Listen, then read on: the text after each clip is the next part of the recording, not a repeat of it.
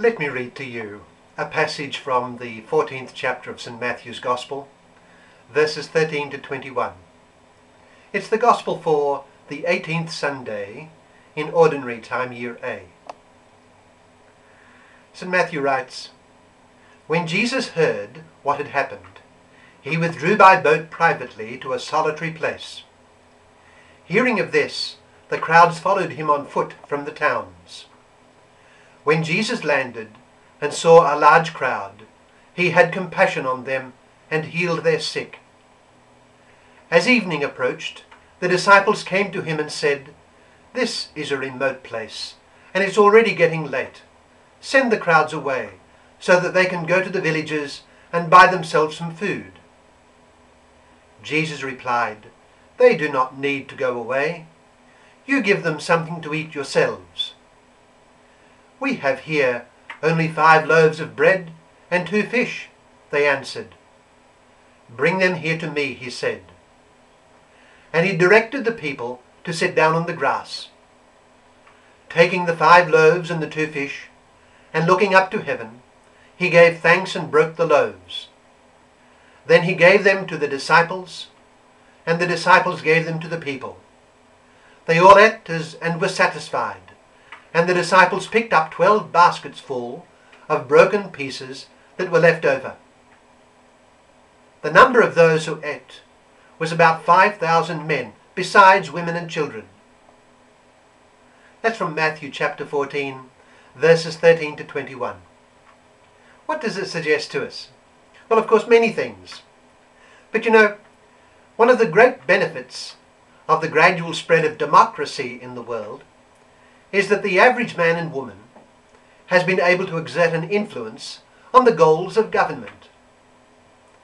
Every government has values, and because of these values, it seeks to achieve certain goals. But the danger is that these values and goals can lack a thoroughgoing critique.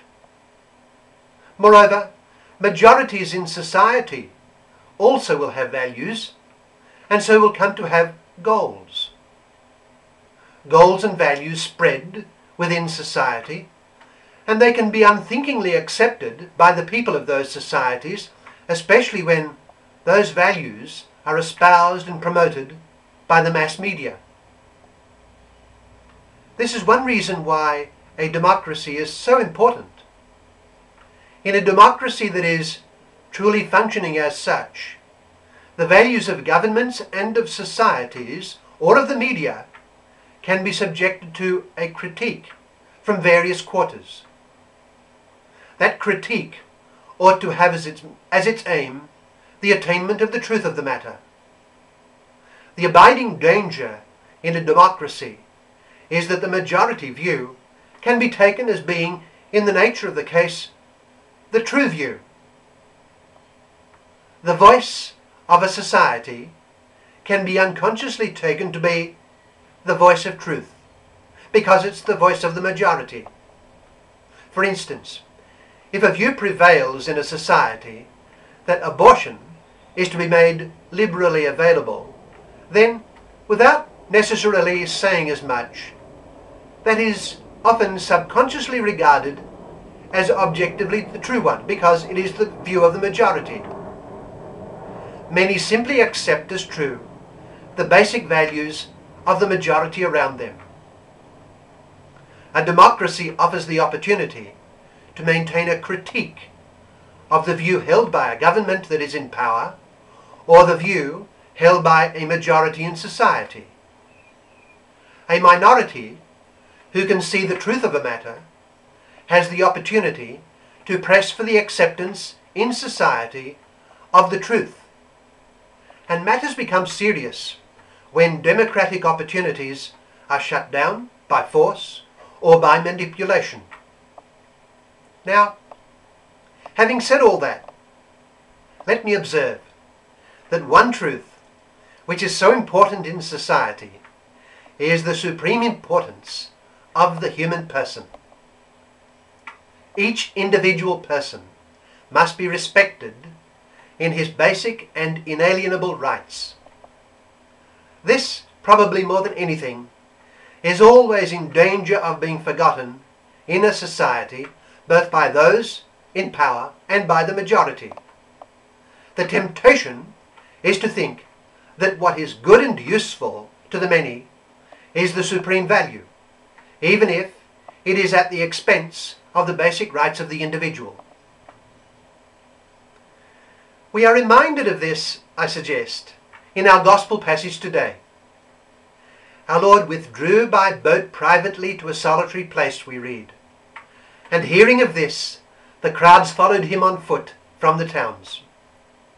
When Jesus landed and saw a large crowd, he had compassion on them and healed their sick.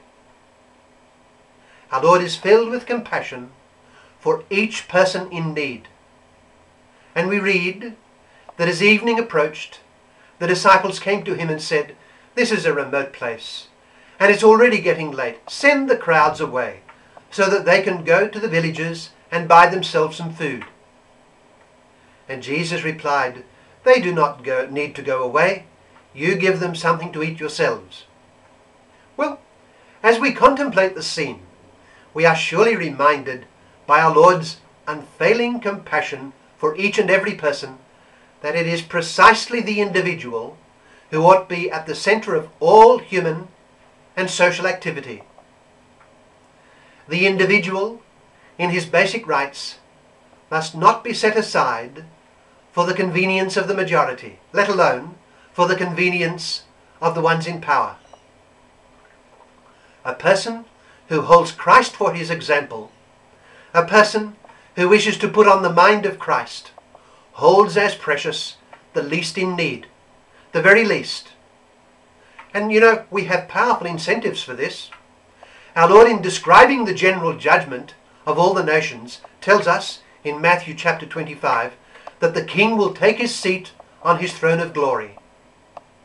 He will then tell those on his right and on his left that whatever they did to the least of his brothers, they did to him. That is to say, the least person has an absolute value in that his basic and inalienable rights must be respected.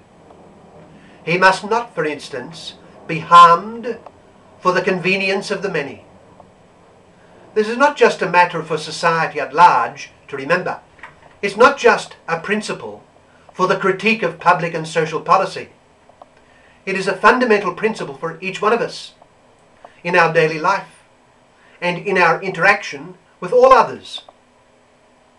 Whether we are at home or at work or wherever, we must orientate our lives towards the love and respect and consideration of each individual person, recognizing in that person one whom Christ loves and for whom he died. The human person is at the center of all. Christ died for each one of us. He did not simply die for a certain percentage of mankind, but for each individual person in all his individuality. And that alone shows how tremendously important it is that each person, no matter how little in the sight of the world, must be respected for himself and put at the center. Christ identifies with the least, and he expects to be recognized in the least. All this is to say that while the family and civic community are necessary for the flourishing of the human person is and ought to be the principle, the subject, and the end of all social institutions. It is central to the vocation and the mission of the lay members of Christ's faithful that they implant and embed this great truth in the soul of every society,